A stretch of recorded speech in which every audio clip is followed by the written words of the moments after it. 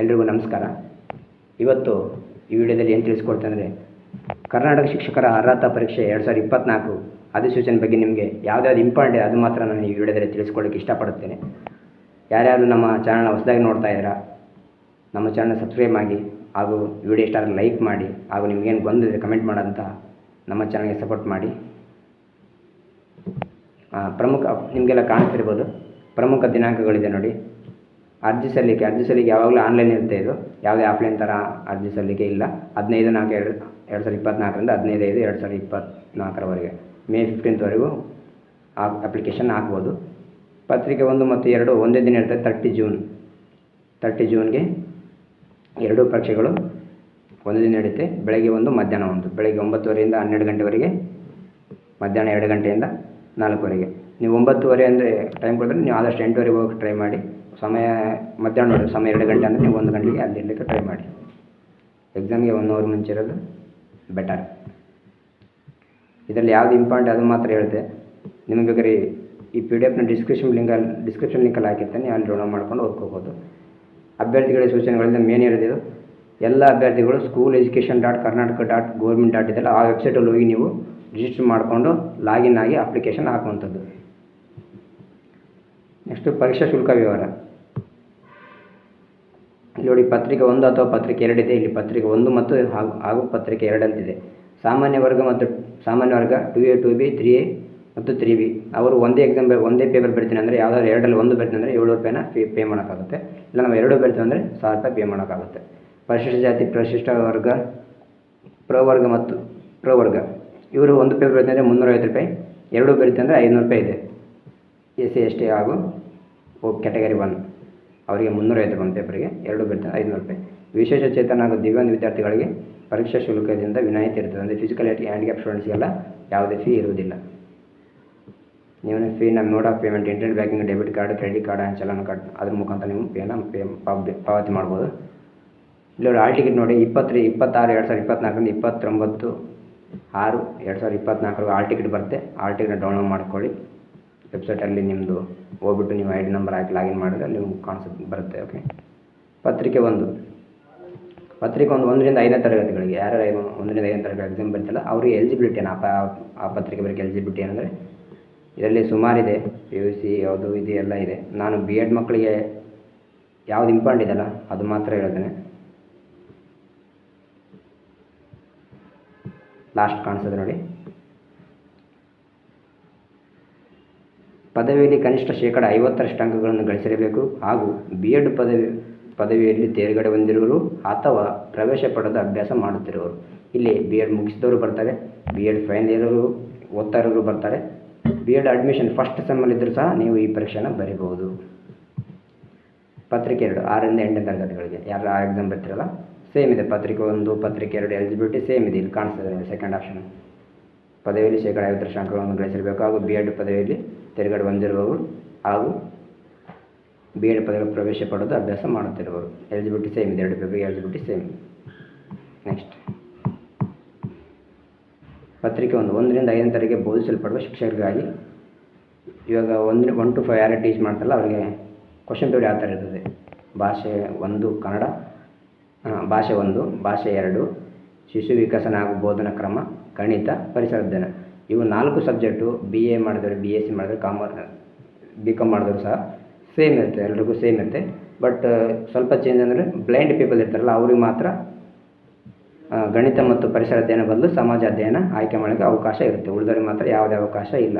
ಇಲ್ಲಿ ನೋಡಿ, ಭಾಷೆ 1 ಭಾಷೆ 2 ಇದು ನೋಡಿ, ನೀವು ಭಾಷೆ 1 ಕನ್ನಡ ತೊಗೊಂಡ್ರೆ ಭಾಷೆ 2 ಇಂಗ್ಲೀಷ್ ತೊಗೋಬೇಕಾಗತ್ತೆ. ಭಾಷೆ 1 ಇಂಗ್ಲೀಷ್ ತೊಗೊಂಡ್ರೆ ಭಾಷೆ 2 ಕನ್ನಡ ತೊಗೋಬೇಕಾಗತ್ತೆ.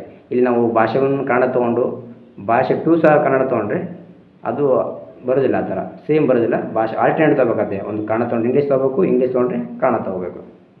ಕ್ಲಿಯರ್ ಆಯ್ತು ಅನ್ಕೊತೆ. ನೆಕ್ಸ್ಟ್ ಇಲ್ಲಿ ನೋಡಿ, ಟೋಟಲ್ ಪತ್ರಿಕೆ 1 150 ಮಾರ್ಕ್ಸ್ಗಳಿರ್ತದೆ. 150 ಅಂಕಗಳು, 150 ಪ್ರಶ್ನೆಗಳು, 150 ಅಂಕಗಳು. ನೆಕ್ಸ್ಟ್ ಪತ್ರಿಕೆ 2 6ರಿಂದ 8ನೇ ತರಗತಿಗೆ ಬೋಧಿಸಲ್ಪಡುವ ಶಿಕ್ಷಕರಿಗಾಗಿ. ಇಲ್ಲಿ ನೋಡಿ, ಭಾಷೆ 1 ಕಡ್ಡಾಯ, ಭಾಷೆ 2 ಕಡ್ಡಾಯ ಹಾಗೂ ವಿಕಸನ ಹಾಗೂ ಬೋಧಿಸ. ಇದು 3 ಪೇಪರ್ ಎಲ್ರಿಗೂ, 3 ವಿಷಯಗಳು ಎಲ್ರಿಗೂ ಏನಾಗುತ್ತೆ ಕಾಮನ್ ಇರುತ್ತೆ. 4ನೇದು ನೋಡಿ, ಗಣಿತ ಮತ್ತು ವಿಜ್ಞಾನ. ಯಾರ್ಯಾರು ಗಣಿತ ಮತ್ತು ವಿಜ್ಞಾನ ಶಿಕ್ಷಕ ಆಗ್ಬೇಕಂತ ಹೇಳ್ತಿರಲ್ಲ ಅವರು ಗಣಿತ ಮತ್ತು ವಿಜ್ಞಾನ ಚಾಯ್ಸ್ ಮಾಡ್ಕೋಬೋದು. ಸಮಾಜ ಪಾಠಗಳು ಸಮಾಜ ವಿಜ್ಞಾನ ಶಿಕ್ಷಕರಿಗಾಗಿ ಯಾರ್ಯಾರು ಸಮಾಜ ವಿಜ್ಞಾನ ಶಿಕ್ಷಕರಾಗ್ತಾರಲ್ಲ ಅವ್ರು ಬೇಕಾದ್ರೆ ನೀವು ಸಮಾಜ ಪಾಠಗಳು ಮತ್ತು ಸಮಾಜ ವಿಜ್ಞಾನ ಆಯ್ಕೆ ಮಾಡ್ಕೋಬೋದು. ಇಲ್ಲಿ ಸಹ 150 ಅಂಕಗಳು, 150 ಪ್ರಶ್ನೆಗಳು. ಭಾಷೆ 1 ಭಾಷೆ 2 ಅನ್ನೋ ಗೊತ್ತಾ ನಿಮ್ಗೆ? ಭಾಷೆ 1 ಕನ್ನಡ ಅಥವಾ ಇಂಗ್ಲೀಷ್ ಅಥವಾ ಕನ್ನಡ ಎರಡರಲ್ಲಿ ಆಲ್ಟರ್ನೇಟ್ ತೊಗೋಬೇಕು, ಸೇಮ್ ತೊಗೊಳಂಗಿಲ್ಲ. ನೆಕ್ಸ್ಟ್ ಪ್ರಶ್ನೆ ಪತ್ರಿಕೆಯ ಮಾಧ್ಯಮ. ನೀವು ಎಕ್ಸಾಮ್ ಬರ್ತೀರ ಅದು ಯಾವ್ದು ತೊಗೋತೀರಿ ಲ್ಯಾಂಗ್ವೇಜ್ ಅಂದರೆ ಕನ್ನಡ ಅಥವಾ ಇಂಗ್ಲೀಷ್ ತೊಗೊತಿರಲ್ಲ. ನೀವು ಅಪ್ಲಿಕೇಶನ್ ಹಾಕ್ಬೇಕಾದ್ರೆ ಕರೆಕ್ಟಾಗಿ ನೋಡಿಕೊಂಡು ಫಿಲ್ ಮಾಡೋಕ್ಕಾಗುತ್ತೆ. ನೀವೇನು ಫಿಲ್ ಮಾಡ್ತೀರಾ ಕ್ವಶನ್ ಪೇಪರ್ ಅದೇ ಭಾಷೆಯಲ್ಲಿ ಇರುತ್ತೆ. ಅಪ್ಲಿಕೇಶನ್ ಹಾಕುವಾಗ ಸ್ವಲ್ಪ ಕೇರ್ಫುಲ್ಲಾಗಿರಿ. ಅರ್ಹತಾ ಅಂಕಗಳು ಹಾಗೂ ಕರ್ನಾಟಕ ಶಿಕ್ಷಕರ ಅರ್ಹತಾ ಪರೀಕ್ಷೆ ಪ್ರಮಾಣ ಪತ್ರ. ಅರ್ಹತಾ ಅಂಕಗಳು ನೋಡಿ, ಸಾಮಾನ್ಯ ವರ್ಗ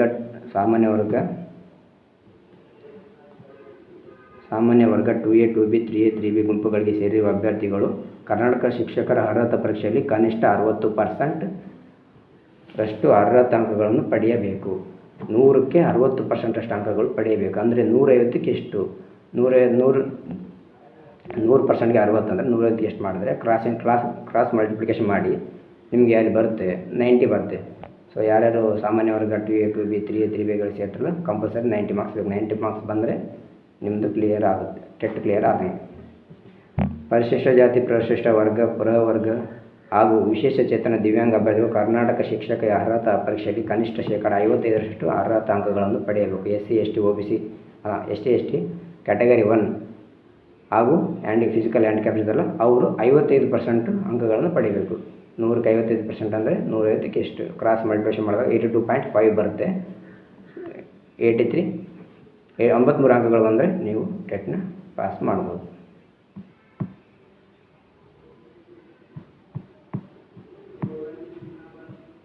ಇಲ್ಲೊಂದು ಇಂಪಾರ್ಟೆಂಟ್ ಇದೆ ನೋಡಿ, ಮರು ಎಣಿಕೆ ಮತ್ತು ಮರು ಮೌಲ್ಯಮಾಪನ. ಇದು ಕಂಪ್ಯೂಟರ್ ಬೇಸ್ಡ್ ಎಕ್ಸಾಮ್ ಆಗಿರೋದ್ರಿಂದ OMR ಶೀಟ್ನ ಕಂಪ್ಯೂಟರ್ ಬೇಸ್ಡ್ ಎಕ್ಸಾಮ್ ಇಲ್ಲ. OMR ಶೀಟಲ್ಲಿ ನೀವು ಉತ್ತರನ ನೀಡಿ OMR ಶೀಟ್ ಎಕ್ಸಾಮ್ ಇರೋದ್ರಿಂದ ಇದು ಚೆಕಿಂಗ್ ಯಾವುದಿರುತ್ತೆ? ಕಂಪ್ಯೂಟರ್ ಬೇಸ್ಡ್ ಚೆಕಿಂಗ್ ಇರುತ್ತೆ. ಸೊ ಕಂಪ್ಯೂಟರ್ ಬೇಸ್ಡ್ ಚೆಕಿಂಗ್ ಇರೋದ್ರಿಂದ ಯಾವುದೇ ರೀಕೌಂಟಿಂಗ್ ಆ್ಯಂಡ್ ರಿವ್ಯಾಲ್ಯೂಯೇಷನ್ ಇರುವುದಿಲ್ಲ.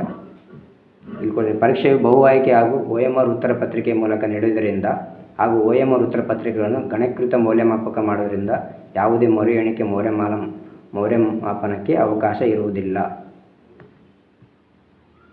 ಸೊ ಕಂಪ್ಯೂಟರ್ ಬೇಸ್ಡ್ ಚೆಕಿಂಗ್ ಇದೆ, ಯಾವುದೇ ರೀಕೌಂಟಿಂಗ್ ರಿವ್ಯಾಲ್ಯೂಯೇಷನ್ ಇಲ್ಲ.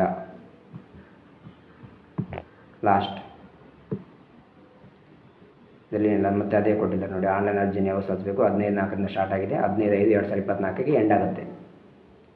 ಶುಲ್ಕ ಪಾವತಿಸಲು ಲಾಸ್ಟ್ ದಿನಾಂಕ 16 ಮೇ 2024. ಹಾಲ್ ಟಿಕೆಟ್ ಡೌನ್ಲೋಡ್ ಮಾಡಿಕೊಳ್ಳುವ ಅವಧಿ 20 ಜೂನಿಂದ 29 ಜೂನ್ 2024. ಎಕ್ಸಾಮ್ ನಡೆಯುವುದು 30ಕ್ಕೆ. ಪರೀಕ್ಷಾ ಕೇಂದ್ರ ಹಾಲ್ ಟಿಕೆಟಲ್ಲಿ ಬರುತ್ತೆ. ಪರೀಕ್ಷೆ ದಿನದಂದು ತರಬೇಕಾದ ವಸ್ತುಗಳು: ಒಂದು ಹಾಲ್ ಟಿಕೆಟ್, ಬ್ಲ್ಯಾಕ್ ಅಥವಾ ಬ್ಲೂ ಪೆನ್ನುಗಳು, green pen not allowed. Okay, ಇಲ್ಲಿಗೆ ಈ ಟೆಟ್ಗೆ ಏನೇನು ಎಲಿಜಿಬಲ್ ಮತ್ತು ಫೀ ಸ್ಟ್ರಕ್ಚರ್ ಆಗಿರಲಿ ಹೇಳಿದ್ದೇನೆ. ಇನ್ನೊಂದು ಮೇನ್ ಇಂಪಾರ್ಟೆಂಟ್ ಅಂದರೆ ಈ ಎಕ್ಸಾಮಲ್ಲಿ ಯಾವುದೇ ನೆಗೆಟಿವ್ ಮಾರ್ಕಿಂಗ್ ಇಲ್ಲ, ಯಾವುದೇ ಕಾಂಪಿಟೇಷನ್ ಸಹ ಇರುವುದಿಲ್ಲ. ನೀವು ಸ್ಕೋರ್ನ ಟ್ರ್ಯಾಕ್ ಮಾಡೋಕ್ಕಾಗುತ್ತೆ. 150ಕ್ಕೆ ಜನರಲ್ ಅವರು 2A 2B 3A 3B ಅವರು 90 ಮಾರ್ಕ್ಸ್ ಪಡ್ಕೋಬೇಕಾಗುತ್ತೆ. SC ST ಮತ್ತು ಕ್ಯಾಟಗರಿ 1 ಆ್ಯಂಡ್ ಫಿಸಿಕಲ್ ಹ್ಯಾಂಡಿಕ್ಯಾಪ್ಸ್ ಎಲ್ಲ 83 ಮಾರ್ಕ್ಸ್ ಕ್ರ್ಯಾಕ್ ಮಾಡಬೇಕಾಗುತ್ತೆ. ಸೊ ಇಲ್ಲಿ ಯಾವುದೇ ಕಾಂಪಿಟೇಷನ್ ಇಲ್ಲ, ಯಾವುದೇ ನೆಗೆಟಿವ್ ಮಾರ್ಕ್ಸ್ ಇಲ್ಲ. ನೀವು ಎಲ್ಲ ಪ್ರಶ್ನೆಗಳು ಸಹ ಉತ್ತರನ ಹಾಕ್ಬೋದು, ಏನು ತೊಂದರೆ ಇಲ್ಲ. ಸೊ CET ಎಕ್ಸಾಮ್ ಅಪ್ಡೇಟ್ ನಮ್ಮ ಚಾನಲ್ಗೆ ಲೈಕ್ ಮಾಡಿ, ವಿಡಿಯೋ ಇಷ್ಟ ಲೈಕ್ ಮಾಡಿ, ಶೇರ್ ಮಾಡಿ, ಸಬ್ಸ್ಕ್ರೈಬ್ ಮಾಡಿ ಹಾಗೂ ಬೆಲ್ ಐಕನ್ ಕ್ಲಿಕ್ ಮಾಡಿ ಅಂತ ಹೇಳ್ತಾ ಇಲ್ಲಿಗೆ ನಾವು ವಿಡಿಯೋನ ಎಂಡ್ ಮಾಡ್ತೇವೆ. Thank you, all the best.